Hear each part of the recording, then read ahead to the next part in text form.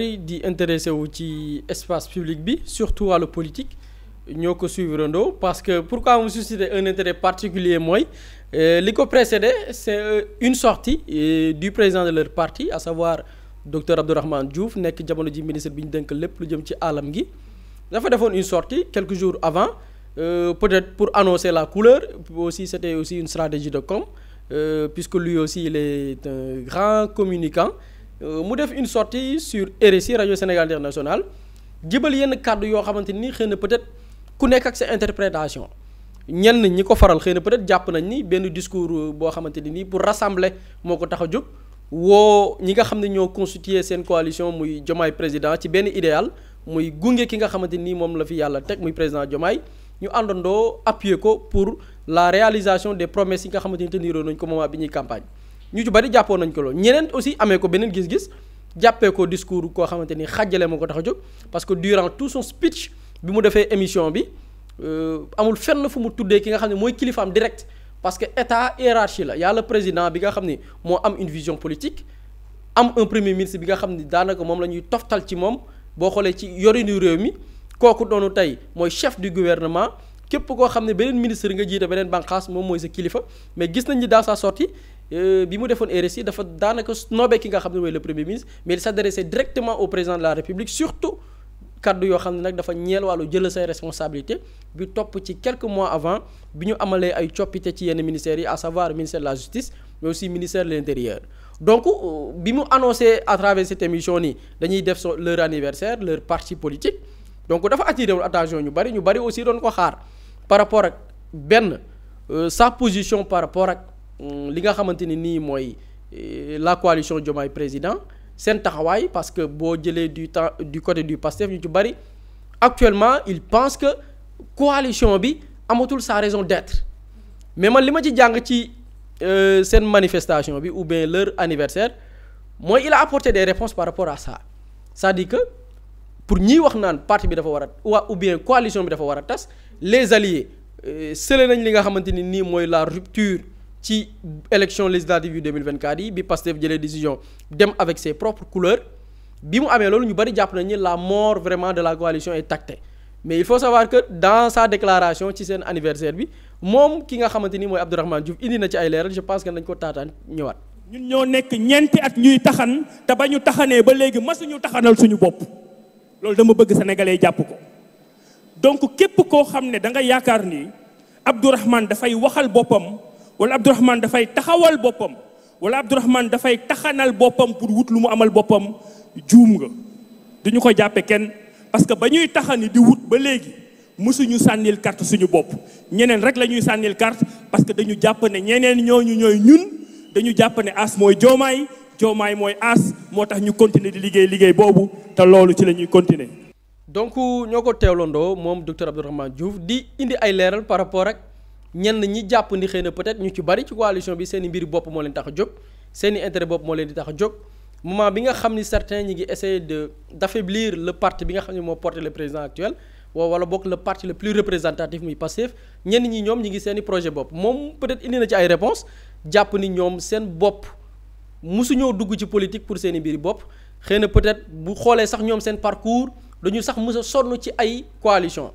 ñoom sax ñooy taxani di jox ñeneen mais pas pour seen mbir bopp même bu fekkee ni tey bu ñu référé woo ci histoire c'est pas parce que awale dans bu ñu jëlee boog ñaari élections yi ñu mës a participer phare c'était avec la coalition Aar Sénégal leur liste bi nga xamante ni y avait Thierno Alassane Sall y avait Thierno Bocoum en fait ñoom ñoo demoon ci parti bi jiital ci coalition boobu bokk jiital ki nga xam ni mooy Thierno Alassane Sall même bu fekkee ni c'était un choix bi ñu jël ñoom bon après ku nekk ak sa appréciation mais bu ñu jëlee ci élection présidentielle c'est pas parce que Awale moo décidé bàyyi na du dem ci élection dafay dem rootal ñeneen non peut-être bu ñu xoolee ci les faits dañu dem di déposer li nga xam ne mooy les candidatures yooyu am ay critères ñu gis ni Awale remplirul les critères passewul li nga xam ne mooy parrainage ñu recalé leen donc c'est pas une participation boo xamante ni ñoom ci seen sababu bopp ñoo bañ a participer mais participation la boo xam ni dañ leen ne mataloo leen parrainage moo tax mënoo leen cee bokk et dafay xaw a jur confusion lu tax muy jur confusion mooy dans sa sortie bi mu def RSI Radio Sénégal International dafa ni moom demul vers Diomaye président c'est-à-dire fekkiwu leen c'est-à-dire que dafay indiwaat question ci est-ce que ñun dañoo yàgg di taxan pour ñeneen moom dafa toogoon kon c'est-à-dire que bu ñu déggee dans son discours bi mu def RSI il avait décidé toog jàpp njàmbaram du soutenir kenn mais dafa ne gars yi ñoo ñëw vers moom mu soog leen dem fekk si c'est-à-dire que du lu mu bëgg mais ñooñu ñoo ko soxla woon mais soxlawu leen woon bu ñu sukkandikoo ci ay kàddoom donc mu ñëwaat ne dafa yàgg a taxanal ñeneen te gis nañ ni sa participation ou bien son soutien avec la coalition Diomaye la ko sabab mooy mënul bokk moo tax mu dem ànd ak ñoom bu nekkoon candidat ou bien bu ñu validé woon sa candidature forcément dafay dem participer à ces élections maintenant ku nekk ak sa appréciation maintenant dafa am beneen pàcc boo xam ne nag xëy na moo jëpp solo ñu ci bari doon ci poser des questions par rapport ak la survie ou bien le maintien même de la coalition Diomaye président loolu aussi indi na ci des réponses parce que ñu bari jàpp nañu xëy na peut-être Pastef mooy le grand perdant bu ñu sukkandikoo ci yenn seeni militants ak sympathisants pourquoi parce que beaucoup pensent que Pastef am na des cadres ils ont des mouvements des cadres dans chaque secteur am nañ fa des profils yoo xamante ni nii mën nañ incarner tel ministère ou bien telle direction au lieu que ñu fay teg des alliés yi nga xam ni bu ñu xoolee sur le plan politique sur le poids électoral gisuñu wala boog jàppuñ ni war nañ leen mën a indil dara loolu aussi le président du parti Awalé indi na ci ay leeral docteur Abdourahmane Diouf nañ ko taataan ñëwaat. mes amis de Pastef maa ngi leen di nuyu di leen sargal di rafetal liggéey bi nga xam ne def ngeen ko ci Sénégal waaye nag di fàttali ne on ne peut pas gouverner seul on ne peut pas gouverner un pays comme le Sénégal seul ñi nga xam ne dañu may lire may bind dafa am loo xam ne yàgg naa ko théoriser mooy la légitimité principale et les légitimités secondaires légitimité principale mooy yow li nga moomal sa bopp li Diomaye Faye moomal boppam li Pastef moomal boppam waaye loolu mënul doy parce que di nga am benn Mimi Touré boo xam ni Pastef parteem toyul comme Pastef waaye am nañu bigg Mimi Touré am nañu fonk Mimi Touré ba nga xam ne fu leen Mimi Touré joxoñ fa la ñuy dem bu leen Mimi Touré joxoñee Diomaye Faye dañuy dem jàppale Diomaye Faye buñ ko taataanee moom docteur Abdourahmane Diouf li mu jibal mooy ñiy prôné pour que coalition bi tas xëy na peut-être ñàkk a xam la parce que ñoom jàpp nañ ni tey la ñu war a gën a mën a soutenir tey la ñu war a gën a mën a bokk ci coalition bi parce que ku ci nekk la nga yor akas néew buñ ko dollee ca la Pastef yor xëy na benn poids la boo xamante ni nii war na mën a apporter dara ki nga xam ne mooy le président de la République donc ñenn ñi doon jàpp ni xëy na peut-être boo nekkee ci benn coalition gisatoo fa sa bopp wala di tenir un discours boo xamante ni xëy na peut-être àndut ak la majorité bi porte le président il va falloir quitter donc le message mooy ñoom quitter wuñ demuñu dañuy toog et jàpp nañ ni seen toog ba sax mu ëppal jàmm parce que boo xoolee dans leur discours lépp ça tourne autour de Diomaye. Pourquoi? Parce que actuellement l'enjeu principal c'est de faire force parce que boo xoolee même dans son discours il a parler de li Diomaye am li Pastef am li parti diw am c'est-à-dire que essayer de faire la différence entre Diomaye même et Pastef alors que Diomaye ba tey il est militant de Pastef xëy na peut-être il a démissionné au niveau du secrétariat parce que jàpp nañ ni mooy gën a mën a tax mu concentré ci liggéey bañ ko dénk en tant que njiital réew mi mais boo xoolee même dans son discours il a essayé même de faire la distinction entre Diomaye la mu am alors que Diomaye la mu am Pastef la il est militant de Pastef il fait partie des membres fondateurs dene Diomaye la mu am Pastef li mu am Awalé li mu am ak keneen li mu am peut-être nag ku ci nekk ak sa gis-gis ku ci nekk jàngat bi nga ci am mais li ñu gis et man waxoon naa ko fi keroog li ñu gis mooy y a des gens qui essayent de faire croire au président que waroo nekk président de parti ou bien waroo nekk njiital parti wala waroo identifié wu ci benn parti au même moment et je pense que jàngat bi foofu la ëppee solo au même moment ñu naan président waroo nekk président wu benn parti pourtant ñiy wax loolu ñoom ñi ngi animer seen parti ñi ngi dooleel seen parti ñi ngi essayer di organiser ay manifestations pour boolewaat seen parti ñu am ndëgërlaay au moment bi ñu naan président bi waroo nekk président wu parti et pourtant pour les mêmes raisons les raisons d'état bu dee ay raisons d'état la ñuy taxawal mën nga ne yow Diomaye waroo nekk président wu parti pour des raisons d'état aussi mën na ni ministre tel waroo nekk ministre du parti mais on essaie de d'écarter le président pour que ne waroon nekk président bu parti mais ñun de notre côté ñu ngi animer suñu parti pour que mu mën a fonctionner ñu ngi dooleel suñu base politique pour que ëllëg bu ñu soxlaa suñu base politique boobu noonu ngemb ñu yor ñu muy benn. leneen aussi li ñu nemmeeku mooy bu ñu fexee nag ba ne président bi waroon nekk président bu parti mais on est d'accord nga nekk président coalition qu'est-ce que cela veut dire mooy actuellement la démarche est très claire et je pense que amatul lu ci nit di douter l'idée c'est de faire en sorte ou bien de dire au président de la République amoo base politique parce que parti bi Ousmane Sonko moo ko jiite il est le chef ñun mën nañ la créer une coalition boo xamante ne nii on va te soutenir dinañ la dooleel ngemb la pour que ëllëg lu mënti am yow ñun dinañ nekk sa ginnaaw parce que boo xoolee tout le discours tourne autour de ça même j'ai vu des partisans yoo xamante nii dans le discours pourtant c'était l'anniversaire de Awalé mais boo xoolee dans le discours ils disent Diomaye di yuuxu ba seen baat xaw a dee c'est-à-dire que l'idée et le message c'est très clair Diomaye bu doon militant wu Pastef parce que Pastef am na koo xam ne moom gese la ñu gëm mais ñun ci suñu côté mën nañ la créer une bonne coalition une forte coalition nekk sa ginnaaw pour que nga mëne li nga xamante ni xëy na peut-être ñoom mooy seen mbëbët maintenant nag au détriment de qui contre qui je pense que mooy point d'interrogation bi et borom xel yi jëli nañ wala ñenn ñi xam nañ lay sabab bi. Ismaïla ndax mën nañoo séparer njiitu réew mi ak parti bi di Pastef alors que waa Pastef ñoom ñoo ko indi ci nguur gi ñi koy def aussi tamit ban intérêt lañ ci am. waaw ndax mën nañ ko séparer de bu ñu gisee démarche ministre Abdourahmane Diouf mënees na ni ñu ngi ci yoon boobu noonu ndax dinañ ko antom déet dina réussir ou pas yàlla rek a xam mais li ma gis man mooy ci yoon boobu la ñu nekk man bu ma gisee le docteur Abdourahmane Diouf démarche bi mu am temps yi nii dafa nekk koo xam ne dafa sol costume lieutenant président Diomaye moom mooy ki nga xam te moom moo nekk tey ci bunt bi mooy gardien bi ku war a dugg da nga war a jaar par le docteur Abdourahmane Diouf moom sax mooy tàllal loxo waa Pastef mooy tàllal loxo ñeneen ñi mooy woote moom mooy dajale moom mooy ki nga xam te moom mooy rassembler tey jii nii képp koo xam ne war nga nekk autour du président de la République costume boobu noonu la sol dañ ko solal wala moo ko solal boppam nag beneen question la mais en tout cas taxawaay boobu noonu moom lay jéem a am jamono ji leen benn affaire dafa am loo xam ne wax na ko nee na 4 ans yi nii parce que seen 4 ans lañ doon fa feete mosuñu taxanal seen bopp si taxan nañ ba sooy dañu yóbbuwul matt mais taxani nañ ba taay taxani nañ dañu yóbbuwul matt dañu taxani gàdduwaat seen i jaaseeg ya ñu doon taxane nar a ñibbee loxoy neen gis ku taxan ba aw sayam 10 ñu di ko yen ma mu jàpp ci yen boobu noonu koo xam ne dafa taxanal boppam ba mënta yen boppam xëy na yen ba 10 na mu ñëw jàpp ci pour yen ko mais taxani na ba sonn daa yóbbuwul matt loolu mooy la réalité et ce que ça veut dire mooy que ni jéem na dem élection ba tàyyi dem na élection législative gis nañ fa mu mujj dem nañ parrainage ñu gis fa mu mujj donc bu mu jéem a wax ni moom dafa créer benn formation politique pour accompagner yeneen ñi dafay dem wuti amut mu jéem a xool feneen fu mu langaamu comme ni ko yenn parti yu bëri di defee et puis ñu tolloon ci contexte boo xamante ni aussi opposition bi dañu waroon a réunir seeni force pour faire face à Macky Sall loolu mooy la réalité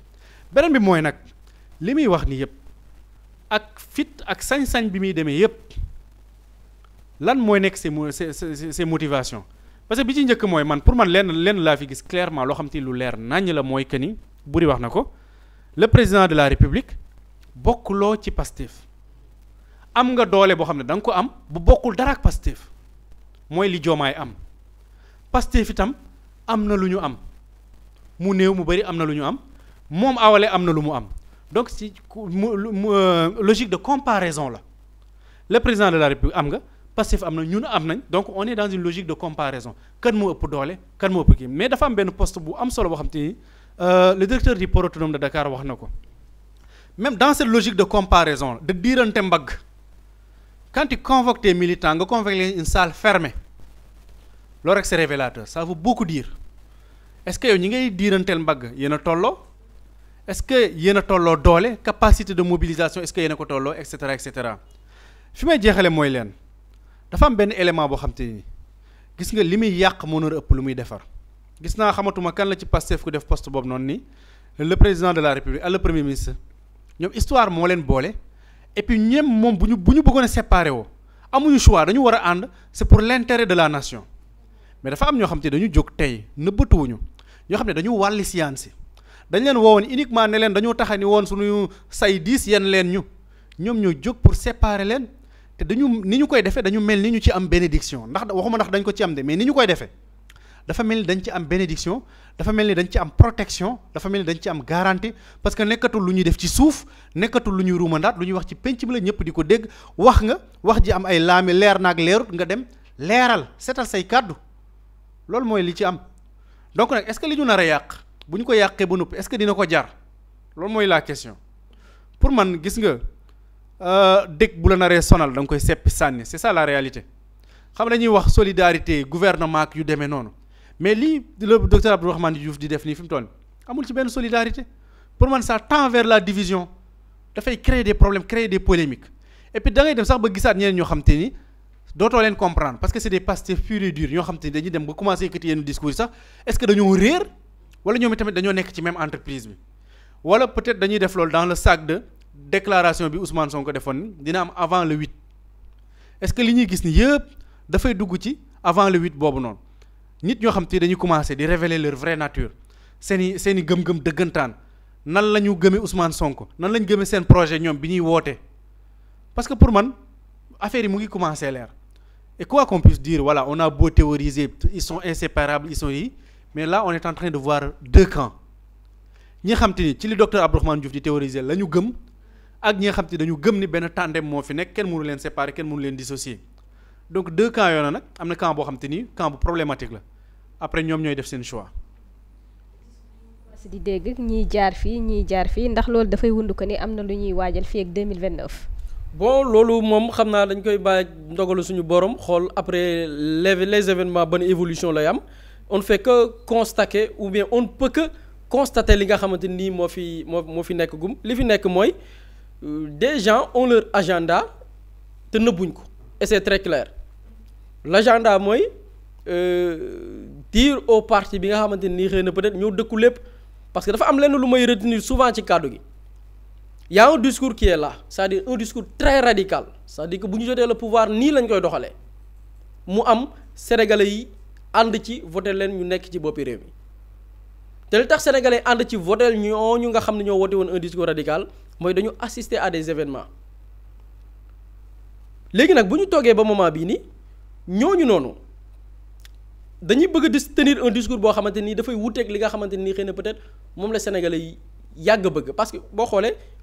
diggante bi jël na temps mars 2024 ak tey am na lu fi jàll ba tey ñoo ngi wax wàllu reddition des comptes ba tey ña doon wax reddition des comptes te gëm ko war a bokk les crimes de sang ñooñu ca discours boobu la ñu nekk ba tey ña nga xam ne nag ñoo doon woote ne noo ñiw ay nitu fitna lañ ñii ñoo bëgg a taal réew mi ñii ñooy ay terroristes ñooñu seen discours ñi ngi ko tenir ba tey te ñooñu tey seen discours boobu ñi ngi koy tenir ba tey ci kan lañ koy jibal mooy ki nga xam ne xëy na peut-être moo taxoon leader moo nekkoon leader bi nga xam ne moo taxoon ñëpp jóg ña koy yàggoon considéré comme nitu fitna ba tey ñooy continuer di ko joxoon ni diw nitu fitna lañ wala ñii ay nitu fitna lañ donc tey naka la nit ki mën a démarquer wu par rapport ak cette perception bu nga xamante ni ñenn ñi bëgg nañ ko jaay une bonne partie de la population mooy taxaw woote discours jàmm tey am na ci ñoo xam ne leur discours ou bien leur élément de langage pour mun a bokk amaat lu ñu peser sur l'espace public ou bien aux yeux de l'opinion mooy ñun duñu ay nitu fitna ñun ñooy wootekatu jàmm yi et boo xoolee dans son discours dafay revenir souvent mais ñan ñoo bëggul jàmm loolu mooy la grande question ñan nga bëgg a bokk peindre ou bien présenter leen comme ay ñoo xamante ni bëgguñ jàmm mooy ñi nga xamante ni ñooy woote reddition des comptes ña def ñaawteef nañ leen woo teg leen ñu situer leur responsabilité par rapport aux faits mais boo ñëwee ne jàmm am na ñoo bëgg a takkal mbubu wala solal leen mbubu nitu fitna yi mooy ñiy woote li nga xamante ni loolu noonu woote googu noonu moo junjoon sa déclaration bi muy naan waxuñu justice pour des vainqueurs loolu le message est très clair tu t'adresses au premier ministre bi nga xam ni moo toog ba mu neex ko mu jàpp ne justice bii dañ ko war a soppi parce que defuñu ba tey rendre compte par rapport aux morts tu t'adresses directement au premier ministre tu t'adresses directement au ministre de la justice bi nga xam ne bi mu toogee léegi bu ñu jëlee madame Yacine Fall yenn ci ay dossiers commencé na yëngu tu t'adresses directement kenn ki nga xamante ni sa consoeur la ngeen bokk même gouvernement boo amoon lenn loo xamante ni par élégance républicaine xëy na peut-être en conseil des ministres lañ ko fa war a teg waxtaanee ko mais dañuy gis ni cette démarche pour séparer am nañu ci nekk di ci dox et Ismaïla dafa junj benn affaire bu am solo boo déggee docteur Abdourahmane Diouf tey il veut se présenter comme Diomaye man maay sa seul défenseur c'est très clair dans son discours il veut se présenter comme président Diomaye boo amee benn allié fidèle boo mën a compter jamono ji tembe man la c'est moi boo ko gisee dans son discours loolu la nekk di créer loolu la nekk di woote te pourtant moom jiitewul coalition Diomaye peut-être benn Aïda Mbodj bu taxawoon tenir ce discours là mën nga ko comprendre parce que moom la ñu jiital mu yilif coalition Diomaye et boo xoolee bi mu defee sorti RSI nee na coalition boobu Aïda Mbodj jiite du ñu réunion du ñu def dara l'idée c'est de faire croire au président que même Tata Aïda Mbodj mii daf la yàqal warul jiite coalition bi parce que mi ngi jiite coalition ba pare bàyyi ko noonu organiser wuñ réunion wuñ xooluñ naka la ñu mën a tëggee ay stratégie pour soutenir la yow président Diomaye kon Aïda Mbodj dafay jouer contre yow nga gis ko tey dernière sortie muy woote boole doole yi diw ñëw leen pour alors que jiite woo coalition bi kañ ko dénk ne ko yaa koy jiite Aïda Mbodj la xëy na bu taxawoon Aïda Mbodj taxaw wax loolu mën nga ko comprendre c'est-à-dire que il veut se présenter comme le lieutenant du président Diomaye et malheureusement quel est l'objectif c'est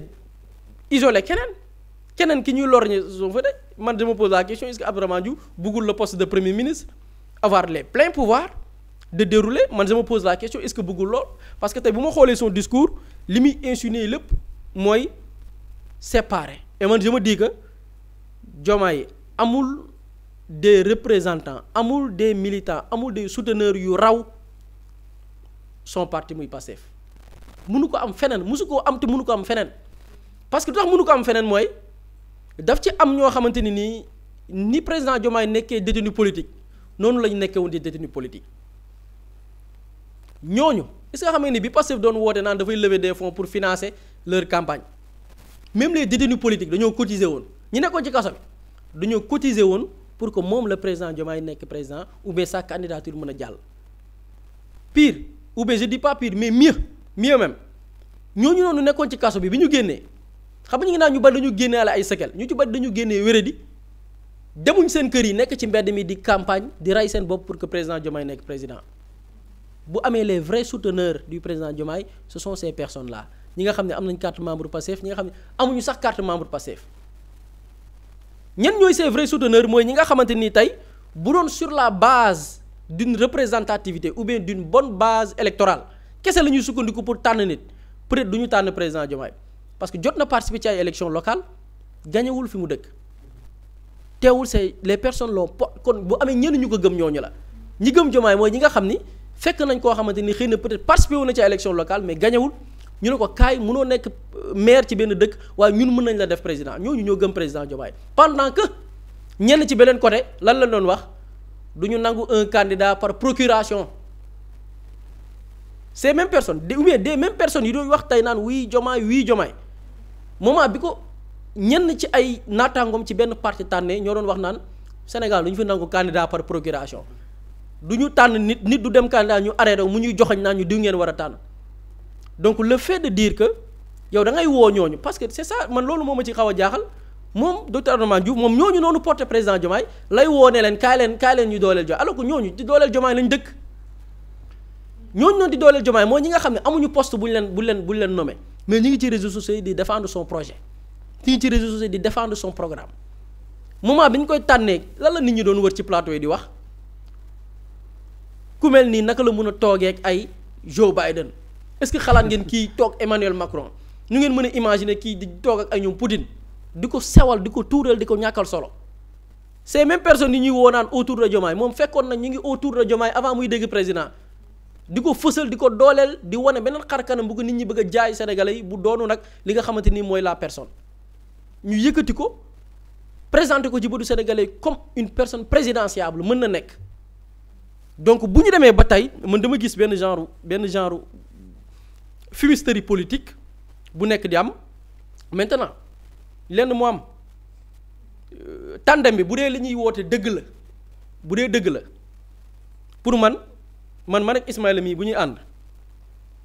ma seetlu ni am na kenn ku taxaw fële bu tayee mu tagg kenn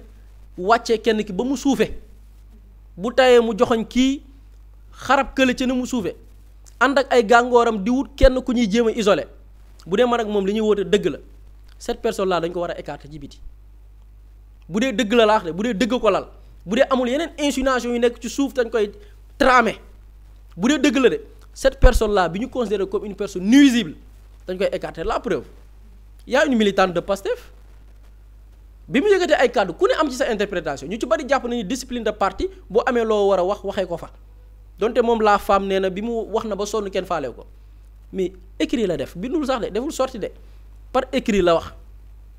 te la mu wax boo ko liiree A ba Z gisuma ci lu ci ñàkk teggin gisuma lu ci ñàkk war ma sauf que parti bi ne promouvoir ay jeunes am parti bi tamit loolu man dama bokk ci ñu gëm loolu man dama bokk ci ñu gëm ni y a des alliés de dernière minute fonction yi leen teg am na ci ay ndaw yi parce que yu leen ëpp xam-xam foofu que ce soit des ministères ou bien des directions bu leen fa tegoon ñu gën ko mën a doxal mais dañ ko jël dàq ko pour lan ñàkk worma lañ ko jàppee lañ ko tàgge xaw ma il n'est pas j'ai oublié le nom bi ñu ko wax sax ne wéy dafa il n'a pas rendu la monnaie quoi genre terme la bu ñu utiliser dàq ko pour man lii Abdourahmane Diouf di def c'est plus dangereux ki soxna soosu li mu def parce que mi ngi dugg ci loo xamante ni nii c'est très grave lu tax mu grave man dama koy wax souvent gis nga tey li ñi nas li tax mu dangereux mooy tey ñi ngi bëgg a dox diggante ñaar ñoo xam ne ku ci nekk dafa am pouvoir bu la yàlla jox président naam Sonko moo joxoñ Jomaay ne voté leen ko diw mais ak ndimbali du ñu dindi yàlla ci diggante bi mbiru yàlla mi ngi ci koo xamante ni moom wax na ko sax dafa mus a xeex pour Ousmane Sonko doon candidat dafa mus a xeex pour Ousmane Sonko doon président tey yàlla def ko du ko mbiru yàlla mënoo ko ci génnee destin dafa am ci ndimbalu yàlla moom la dénk mu doon président de la république yàlla jox ko pouvoir parce que président de la république bañ ko ba dafa am kiiraayu boppam boo xam ne suñu borom moo ko koy jox sans dara mu amaat keneen koo xam ne dafa am beneen pouvoir muy ci benn jamono ci benn période suñu borom moom la def ci politicien bi nga xamante ni xëy na peut-être la majorité moom la ñuy déglu la majorité surtout li ëpp ci ndaw parce que dañ naan Sénégal moyenne d'âge bi téeméer yoo jël juróom-ñaar fukki yeeg juróom yëpp ay ndaw lañ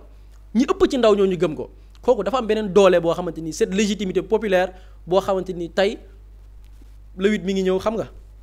moo woote di nga gis cette légitimité populaire là xam nga tey Abdourahmane Diouf dafa woote politicien la moo Ousmane Sonko ay naataangoo lañ woote na mais ci benn salle la ñu xaj mais da nga gis kële dafa woote benn espace boo xam ne nit ñi mën nga sànni sa gët ba fu mu yam mu woo fa ay nit da ngay gis cette légitimité populaire moom sax sàkku ko suñu borom moo ko def léegi danger bi mooy le fait que kii suñu borom may ko dooley pouvoir président kii suñu borom may ko dooley nit ñi ñu bari ci nit ñi bëgg ko topp ko fu mu leen woo ñu wuyu des sacrifices bu leen ko laajee ñu def ko tey le fait nga bëgg dugg ci diggante boobu noonu créer benn séparation yow mën nañ la considérer comme ñenn ci ñi ba xam nga ñu ngi woote am na ñoom ñi ngi woote jàmm mais yàlla xam na ne jàmm bi ñuy woote gëmuñu ko parce que jàmm bi ñàkk jàmm Sénégal mi ngi ci nga jéem a tàqale ces deux personnes là parce que am na ñoo xam ne leur stratégie c'est très clair ils veulent faire croire à Diomaye que nguur kenn du ko joxe xam nga Sonko bi muy tànn Diomaye dañ ko ne nguur kenn du ko joxe yaa ngi def erreur bi gën a rëy sa àdduna nguur kenn du ko joxe te ñu ko wax loolu boo xoolee ci histoire dañuy am fu ñu ko teg dañuy référé wu ci des histoires politiques yoo xam ni diw tànn na diw mu jot ci pouvoir di xeex pour sàng ko mën nga jël l'exemple fii dans pays d'Afrique beaucoup de pays là ici en Afrique nit tànn na diw nit kooku ki mu tànn bi mu toogee campagne am mooy liquider kooku noonu tànn ko loolu c'est des tas d'exemples moo tax Sonko bi mu bëggee tànn Diomaye ñu bari na ko pouvoir kenn du ko délégué boo jëlee fii Sénégal dafa am président Abdoulaye Wade à part doomam tànnul keneen Khalifa Sall à part moom pourtant am na lieutenant Barthélémy Dias tànn ko keneen ak keneen. AFP gars yi xeex da nga war a tànn. da nga war a tànn mu bañ. parce que ñoom dañoo gëm ni pouvoir kenn du ko joxe. léegi nag parti socialiste AFP bi ñoom Malick Noël Seck di génne di quitté parce que jàpp nañ ni waroon nañ def congrès xool beneen secrétaire général bu bees. mu bañ tëdd ci suuf ne pouvoir kenn du ko joxe Ousmane Sonko bi muy tànn Diomaye wax nañ ko pouvoir kenn du ko délégué mais peut-être gëm na yàlla ni kii dara duñu boole gis nga ñooñu noonu ñi mu amee ay nit yu ko doon wax président Sonko le président du parti Pastef noonu la amee ay nit yu nekk ci Diomaye ne ko pouvoir tamit kenn du ko légué defal benn mandat defaat beneen mandat te ces mêmes personnes là du ñu tàyyi ci di ko wax ni mais y a une barrière hein Sonko est là ces mêmes personnes dañuy xeex pour la liquidation cette campagne de liquidation de Sonko là mais ñu ci bari pareeguñ ci ce n'est pas forte bi ngay dégg avec la décision de la Cour suprême là ay nit naan non mënatul nekk candidat c'est fini te ñoom xam nañ ni mën a nekk candidat mais buntu la bu ñuy ibbi pour bu nguur nammee faagaagal ko ñu am benn brèche bu ñu jaar et les Sénégalais nañu posé wu des questions sur des tas de choses yoo xam ne xëy na peut-être wax ci yeggagu jotagul mais da nga gis sur tas d'actes yi nga xamante ni posé nañ ko pourquoi justice bi raxasaguñ ko ba mu set pourquoi tey ba tey le premier ministre amul statut bu ko protéger te xam nga am na ko ñuy topp naan